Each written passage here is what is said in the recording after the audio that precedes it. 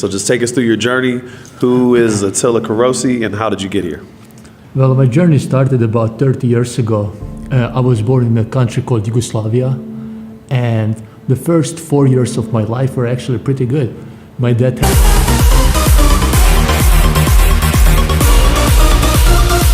me watch all the Luis Buñuel movies, all the Akira Kurosawa movies, and like it's a high classics, and when you watch those movies and you're 4 years old, you have no idea what's going on. But sometimes, somehow, I was really attracted to it, and it really got into my subconsciousness. Like I felt that emotion, Yeah. And I was watching everything I was consuming. So the first 4 or 5 years of my life were really good. And then out of nowhere, like a great long-lasting war struck my country. So pretty much since I was 4 until like my teenage years, I grew up in a war and in a war-torn country. I really found salvation in watching movies as I was growing up, And when I was in my late teenage years, that is when I realized that this is my calling. I want to make movies. So I was so excited about this newly found vision, not newly found vision because I was always influenced by movies, but like it was like so crystal clear in my mind that one day I declared to my parents, Mom, Dad, I'm gonna make movies. And they look at me and they was like, what you talking about, son? Why don't you be a doctor or a police officer or whatever? But don't talk about filmmaking, it's crazy. Sure. And it was really surprising for me because, anytime I speak about I want to be a movie maker back home, people looked at me and they responded as if I said I want to be an astronaut and fly to Mars. It's impossible. Everybody assured me, even my parents. And now I understand the reason why, because the war and the mindset they had during the war is people just want to survive. It's a practical mindset. It's a very practical mindset for them, So that is after conversing with my parents and with people, I understood for me to become a filmmaker and really pursue my dream on a grander scale, I really have to find a way how to go to America. America where people still believe in dreams. People are not afraid to dream here. But very easy for me to believe, not to lose hope, because when you grow up in war, you tend to get used to these insurmountable obstacles, like impossible means nothing to you, So I was researching, what can I do? And then once I learned that US universities are offering full scholarships for prospective student athletes. And that was my idea. For me to become a filmmaker, I have to become an athlete first. So I was thinking what kind of sport can I do? And after thinking a little bit, I understood that running, I'm gonna be a runner. Because you don't need any kind of fancy equipment. You don't need coaches or crazy nutrition or whatever. As long as you're crazy enough, you can just go out and run around the forest or around the block, It's a sheer willpower. Exactly, sheer willpower and dedication. But it's very interesting because when I set my mind that I want to be a runner, I don't like running, but you see, I understood that's my ticket to America, that's my ticket to making films. I approached my running years as if my life depends on this. It's not like I like it, I don't like it, or it's snowy, or it's 100 degrees outside. It doesn't matter. If I want to get to a certain level in my life, which I set out myself at the time, I don't care if it's 110 degrees. I don't care if it's 10 degrees and snowing or rain or windy. I don't care if nobody's out there with me, no coach. I don't care. I'm going to do it and do it and do it. And as simple as that. It's as simple as that. When I got into running, I started learning about who are the best runners in the world, who are the fastest runners in like Michael Johnson, or Jeremy Warner. I look into their files because they were both Olympic champions in my distance. So I figured they both went to the university called Baylor in Texas, Baylor University, Waco, Texas. So, I don't have internet, so I go to an internet cafe and I find the coach's email and I read and I write him a very poorly constructed email on English that I never expected a response from. I told him who I am, this and that, the time I ran on 400-meter dash. Right. And he responded to me, and I have this email with me right now. He responded. It's amazing. And he said, I think you have a potential. I think you ran pretty fast times, considering you've been just running for 6 or 7 months. And we would like to have you here in Baylor, but we just don't have enough scholarship for this year anymore. So if you want to wait another year, we can put you in a full ride. But my desire was such that I don't really want to spend much time at home. I really want to get out. So it's very important for me to get a full scholarship and to get to America as soon as possible.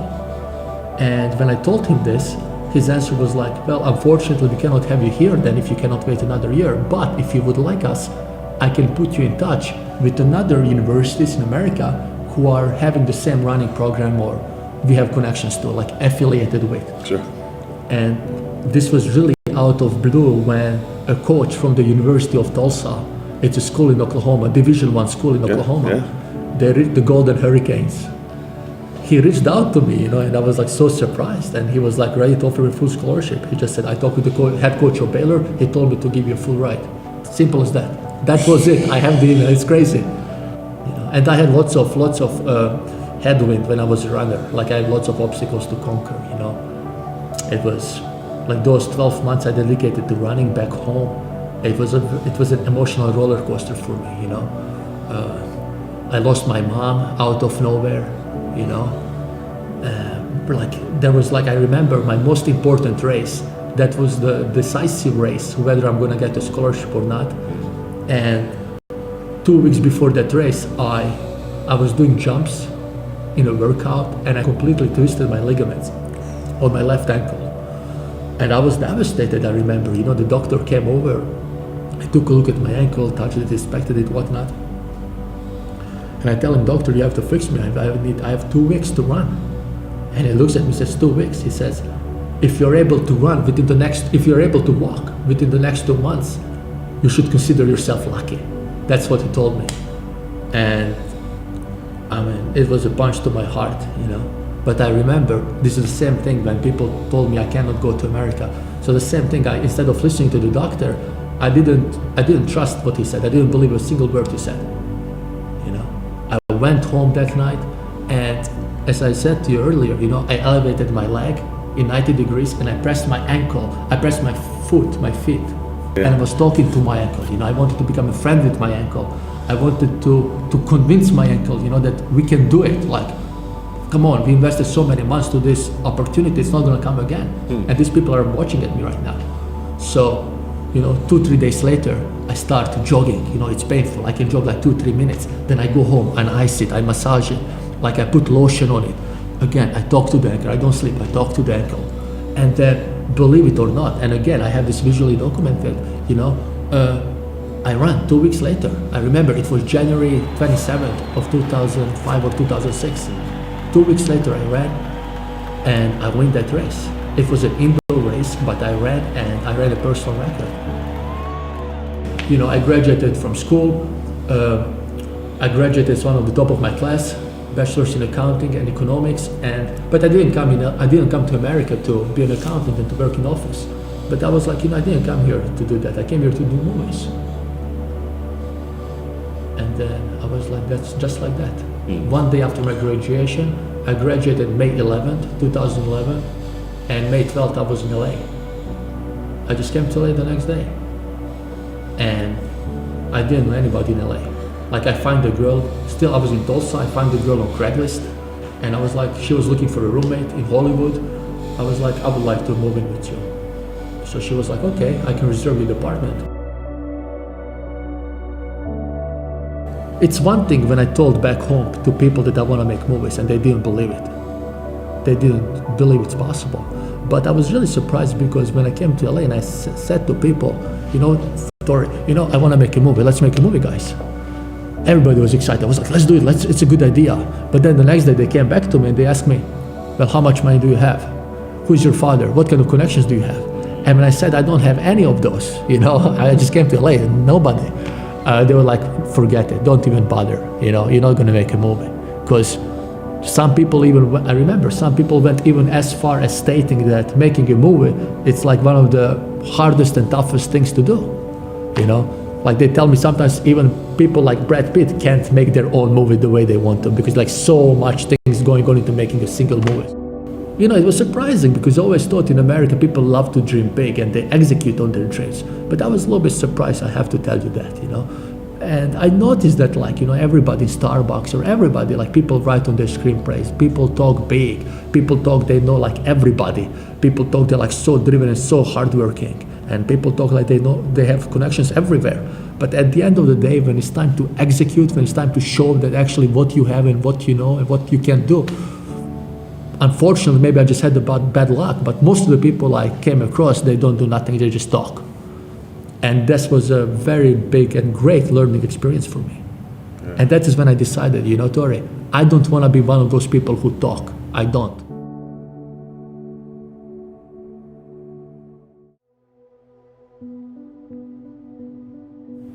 So I went to Best Buy, I bought the camera for like $150 and I made the whole movie. That's it, I made the whole movie. I filmed it, it was very primitive movie making, but then I never made a movie before. And I wanted to edit it, but I didn't know how to edit. So I taught myself how to edit. I taught myself how to do sound design, how to do everything. And it took me some time, you know, it took me several months, but I finished the movie. And I look at the movie that I assembled, and I'm so happy. I was like, wow, this looks great. This is a great movie. I love it. I was like, wow, people are gonna be blown away, but I don't want to show it to anybody. So I watched the movie again. I watched the movie the next day. For 1 week, I watched the movie every single day. After 1 week, I look at the movie that I created, and I say to myself, this is a garbage. This is so bad. I cannot show this to anybody, you know? But I learned so much from it. Just since you have such an inspiring story, what are 3 key pieces of advice you would give other people who currently have like a big dream and haven't gotten there yet or haven't started tackling it? Like, what would your 3 like keys be to getting on that journey? Reasons beyond understanding. I was born in a war. I'm gonna turn that into my biggest advantage. You know, I learned that everything in life is about perspectives. If war was given to me, cool, I'll make the best out of it. You know, so I learned that like really like the human mind, that each one of our brain is built to do wonders. Everything else is just an excuse, if you think about it. Number one thing I think is a vision. You have to have a clear vision. If I don't have a clear vision that I want to make a movie or what kind of movie I want to make, I'm not going to have the power to learn to run with torn ligaments. I'm not going to have the courage to go in that neighborhood. I'm not going to have the courage to come to America by myself with no English. So vision is what helped me a lot. Vision. Yeah. The second thing I would say is self-expression. Like, know what you want to do, but it's not enough to know what you want to do. Know it in as much details as possible, because the deeper you can dig down deep in your soul and figure out who you are as a person, what are your strengths, what are your disadvantages, weaknesses, everything. The more you know about it, the more when you communicate to another person, they're gonna see you more clearer who are you as a person. So sometimes the words, they are not important, but they see you. As I said earlier, sometimes these people don't understand what I'm saying, but they see the energy and they wanna be part of it. And as for the third thing, I would say, just keep going, you know, just don't give up. You can't give up. And I know it sounds very easy and cheesy and everything, you know, everybody says don't give up. Sure. And everybody says, you know, I'm never gonna give up. It sounds so easy, but it's so hard to do. You know? Yeah. So have a vision, number one, know who you are, number two, and just keep going. Just keep going, because life is so short. You know, you're gonna be like 50, 60 years old, and you don't wanna be one of those people like you're 60 years old and then you're regretting all your missed opportunities. You know, just keep going.